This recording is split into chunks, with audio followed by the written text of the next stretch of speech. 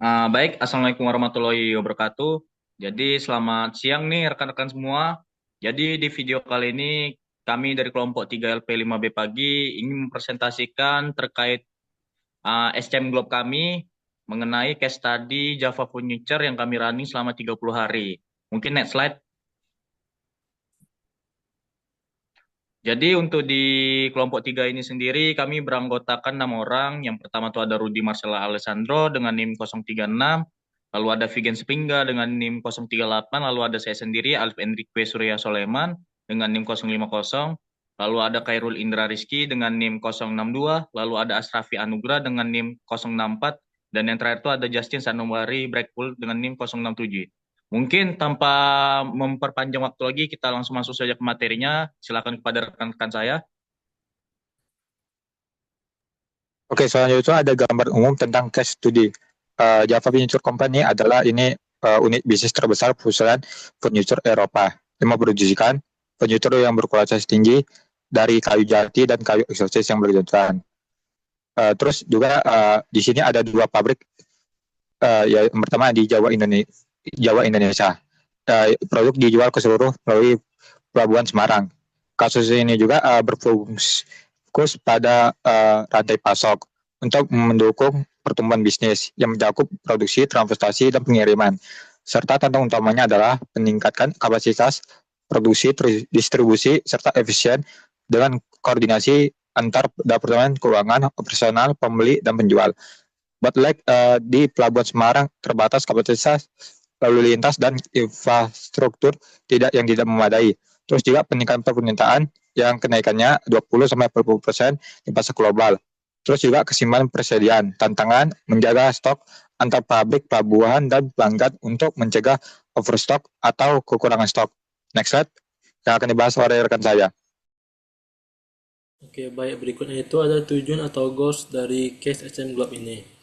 Berdasarkan kasus Java Furniture, berikut adalah goals utama yang ingin dicapai oleh perusahaan melalui optimasi rantai pasok. Adapun yang pertama itu ada peningkatan efisiensi rantai pasok, yaitu kami mendesain ulang rantai pasok untuk mendukung pertumbuhan permintaan produk secara global, terutama untuk kategori furnitur dengan margin yang tinggi.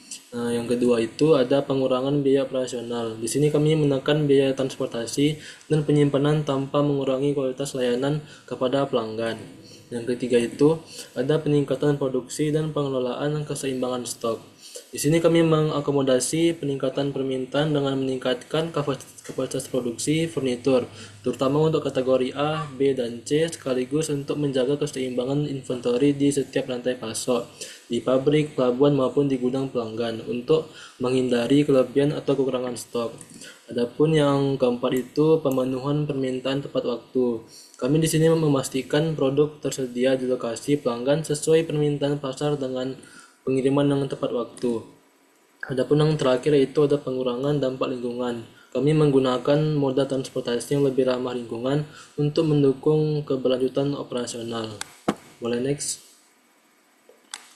Baik, tadi sudah dijelaskan mengenai goals yang ingin dicapai. Terus kita akan membahas bagaimana sih langkah-langkah yang ingin dicapai. Pertama, dalam optimasi distribusi dan transportasi, kami melakukan tiga, itu penggantian kendaraan, penambahan rute baru, dan pengurangan delay. Di mana pada penggantian kendaraan, itu kami mengganti kendaraan yang awalnya misalnya dari truk yang medium, diganti menjadi truk kapasitas yang lebih besar, sehingga bisa mengangkut barang lebih banyak. Dan juga kami melakukan pengurangan waktu delay, di mana mengurangi waktu tunda dengan memprioritaskan itu rute-rute yang strategis dan menggunakan kendaraan yang kapasitas yang lebih besar tadi. Lalu pada opsi yang kedua, langkah yang kami lakukan itu adalah pengelolaan stok real time dan penyesuaian drop quantity. Di mana pada drop quantity itu kami menambah jumlah pengiriman ke lokasi-lokasi yang mengalami kekurangan stok seperti Jakarta Store, Singapore Store, dan Antarweb Warehouse. Lalu pada bagian pengelolaan bahan baku, kami melakukan diversifikasi sumber bahan baku, di mana kami memanfaatkan beberapa sumber pemasok lokal dan juga internasional. Seperti yang di lokalnya ada KBM Sentral, KBL East, dan KBL West. Dan di internasionalnya itu kami biasanya memakai Vancouver Supplier dan beberapa yang dari internasional lainnya untuk memastikan bahwa stok itu selalu tersedia dan dalam produksi itu lumber selalu tersedia dan produksi selalu terjadi. Dan juga kami mau optimasikan kendaraan pengangkut di mana kami menggunakan kapal kargo yang berkapasitas besar untuk mengirimkan bahan baku dari pemasok internasional dan di mana itu gunanya menekan biaya transportasi. Lalu pada hal yang keempat, kami juga melakukan peningkatan produksi, di mana kami memanfaatkan sisa-sisa lumber yang stok yang mengendap di quantity on hand di beberapa produk di warehouse maupun juga di manufactory. Lalu pada itu kami fokus juga pada kategori produk yang memiliki permintaan tinggi, di mana produksi itu biasanya bernilai tinggi itu adalah furniture C. Dan juga kami juga melakukan pengurangan dampak lingkungan, di mana kami menggunakan moda transportasi yang lebih ramah lingkungan dengan menggabungkan pengiriman dalam sekali angkut, sehingga yang diangkut itu sangat banyak dan mencukupi full untuk satu kontainer itu. Baik, selanjutnya akan dijelaskan oleh rekan saya.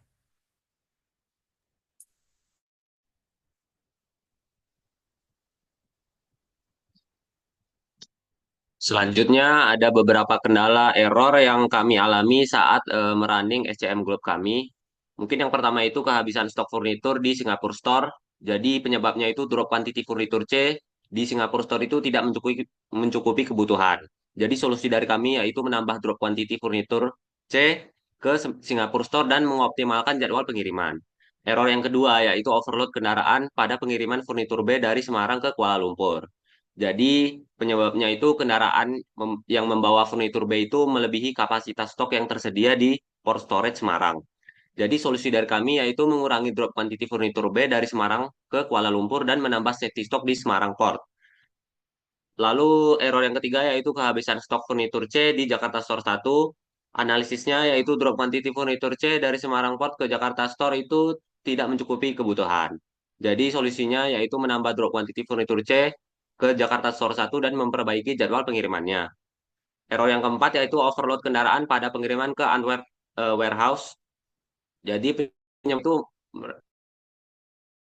menggunakan dua kendaraan untuk pengiriman yang sebenarnya itu bisa digunakan satu kendaraan saja. Jadi solusinya yaitu menggabungkan drop quantity dari dua kendaraan menjadi satu kendaraan besar untuk berefisiensi. Lalu error yang kelima yang terakhir yaitu ketidakseimbangan stok di Semarang Port Storage.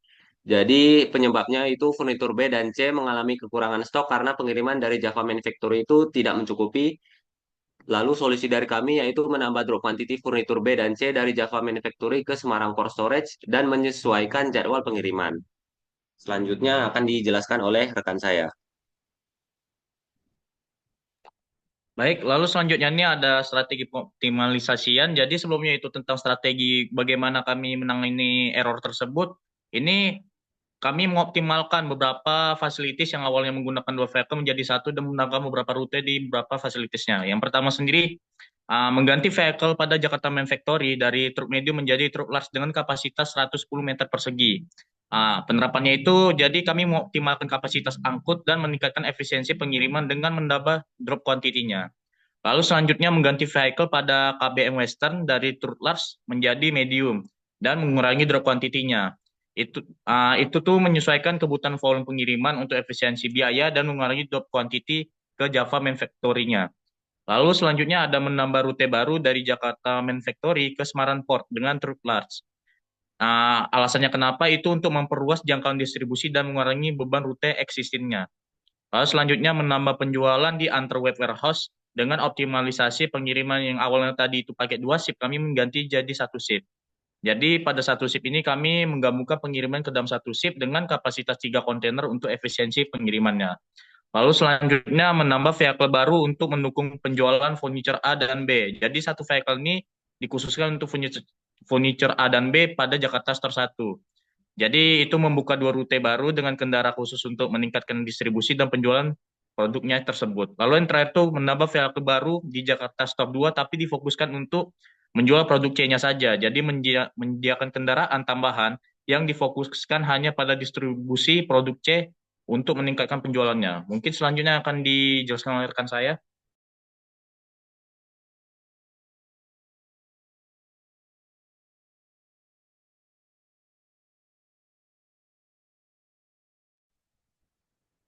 Baik, selanjutnya ini ada hasil simulasi akhir dari ya, di kiri atas itu ada tabel histogram, sebelah kiri itu ada total pendapatan seluruhnya. Nah, di total revenue itu mendapat 16,89 juta dolar. Nah, lalu kontribusi utamanya nih dari total revenue tersebut yang pertama dari furniture C itu berkontribusi paling besar dengan pendapatan sebesar 9,5 juta dolar dengan persentase 56% dari total revenue. Lalu furniture B memberikan kontribusi sebesar 2, revenue. Lalu hardware menyumbang sebesar 3,5 juta dolar dengan persentase 21% dari total revenue. Nah, lalu untuk penjualan lumber A, lumber B, dan lumber C itu menghasilkan pendapatan total sebesar 668 dolar, namun kontribusinya relatif kecil dibandingkan produk furniture. Nah, kesimpulannya, produk dengan margin tinggi seperti furniture C dan hardware menjadi penggerak utama pendapatan perusahaan. Penjualan lumber memberikan kontribusi kecil, lebih cocok untuk mendukung kebutuhan bahan baku internal daripada dijual. Nah, lalu ada biaya operasional atau operating expense-nya. Nah, pada total expense itu sebesar 14,65 juta dolar. Nah, lalu cost of product sold itu sebesar 14,51 juta dolar dengan persentase 98,9% dari total biaya. Nah, lalu untuk transportation cost-nya itu sebesar 104 dengan persentase 1% dari total biaya. Nah, lalu facility, storage, and operating cost itu sebesar 0 dolar, menunjukkan efisiensi tinggi dalam manajemen gudang.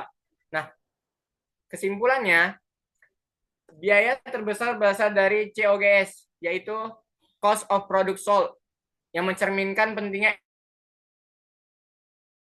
efisiensi dalam produksi. Biaya transportasi, moda transportasi yang optimal. Nah, lalu nih ada laba bulanan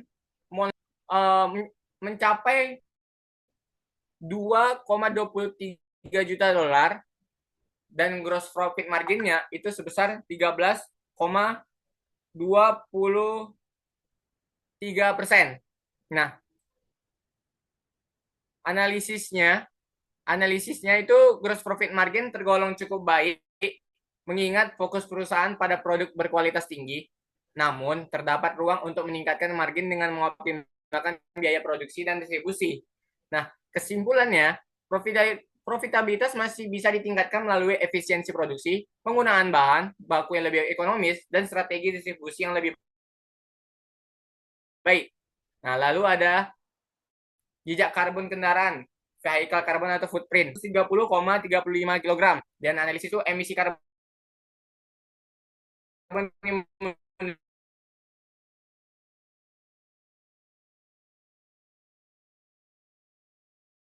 menunjukkan untuk mendukung keberlanjutan, perusahaan mengadopsi transportasi dengan emisi lebih rendah dengan cara kapal besar dan menggabungkan pengiriman dalam sekali angkut dengan menilai waktu pengiriman sehingga kapasitas barang sekali pengiriman maksimal dan efisien.